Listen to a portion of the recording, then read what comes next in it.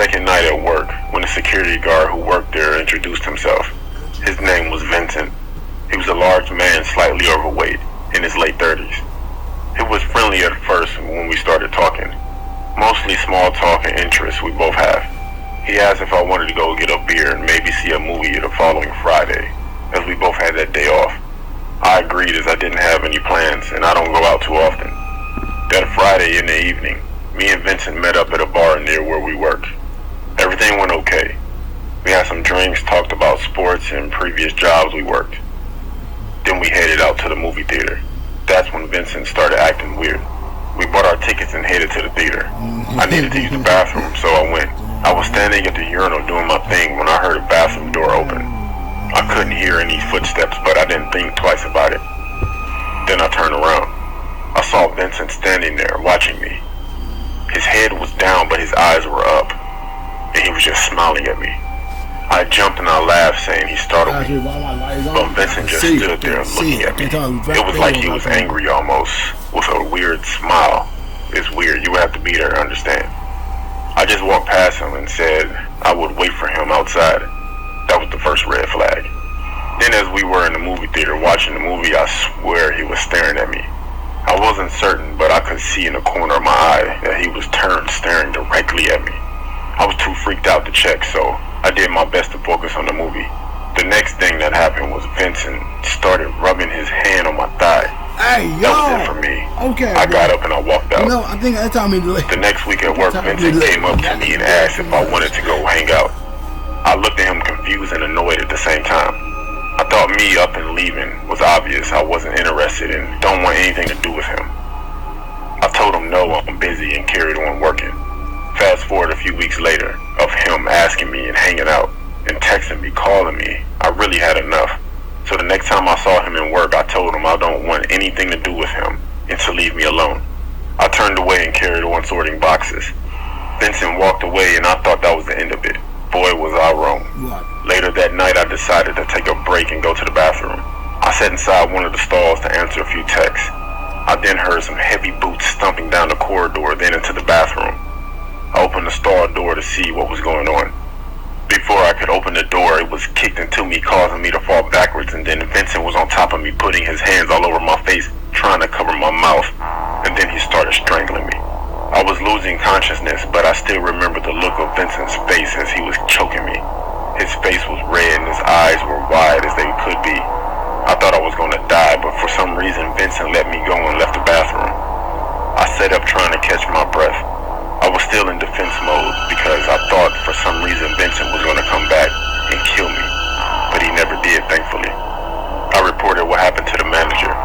He looked on the CCTV camera and I called the police. You can see me walking into the bathroom, and about a minute later Vincent rushes in. At that point, Vincent had left the warehouse and went home. Well, that's what he told the police anyway. I'm going to fast forward what happens next and say due to no proof of Vincent attacking me, the charges were dropped against him. He even got to keep his job. I felt that justice had been taken away from me, and there was no way I was going to continue at Amazon, especially with that maniac still working there. I left that job, obviously, and currently have a new job.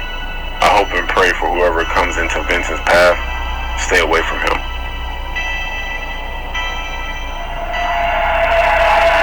I love Modern Warfare, and I usually play for hours on end. I know if you don't know what that is, it's a Call of Duty game.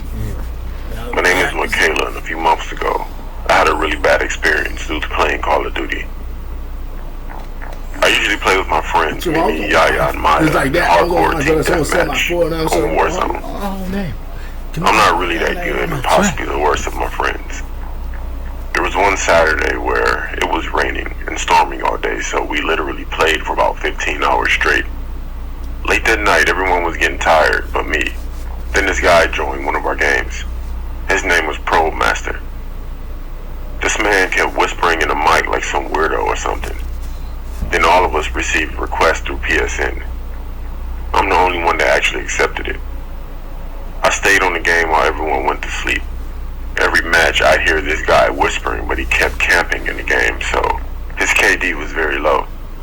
One game I did horrible. Then this guy sent me a message saying that I'll put up impressive numbers, but my overall ratio was .20.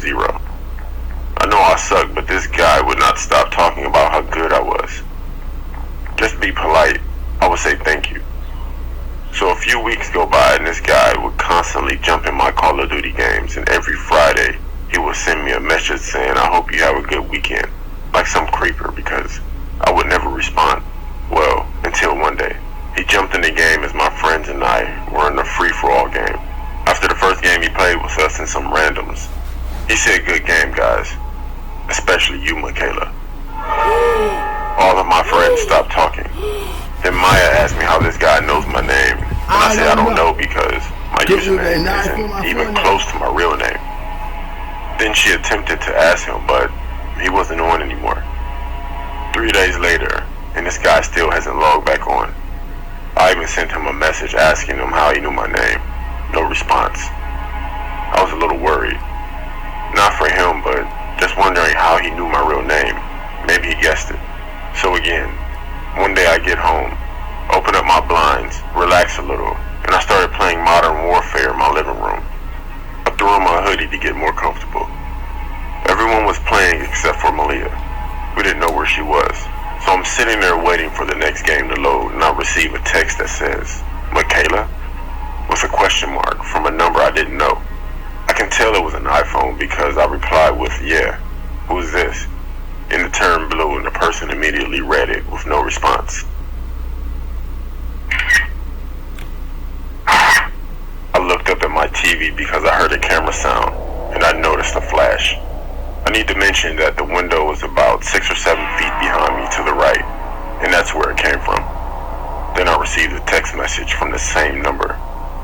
It was a photo of me, taken from outside the window. I was stuck. I looked at the reflection on my TV.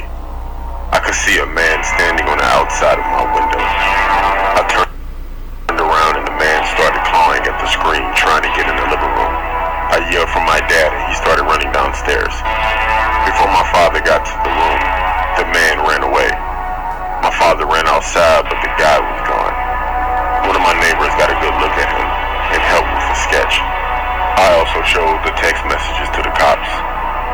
This guy just simply disappeared. I haven't seen him on the game and haven't received text messages anymore. He's never been found. That situation keeps me on my toes. Just be careful. This dream has stayed with me for years. Although not profound or life-altering, I've never been able to shake the memory and the feeling of absolute terror and dread. To give some context, this was a number of years ago. Currently, I'm 23 years old. When this dream occurred, I was around the age of 11. As a child, I suffered from sleep paralysis for a number of years. At first, this terrified me to the point of me not wanting to sleep. It became so bad that I pushed myself to states of exhaustion before my body could no longer remain conscious, and I would just pass out, only to return to the horrifying imagery of my subconscious. The first time I ever experienced sleep paralysis, I still lived mine. I awoke to the sensation of not being able to move, and this confused me but didn't scare me. It was only when I saw what stood in the corner of my room did the fear really start to set in. It was a hooded figure in all black. In his hand was some kind of weapon. It stood there staring at me.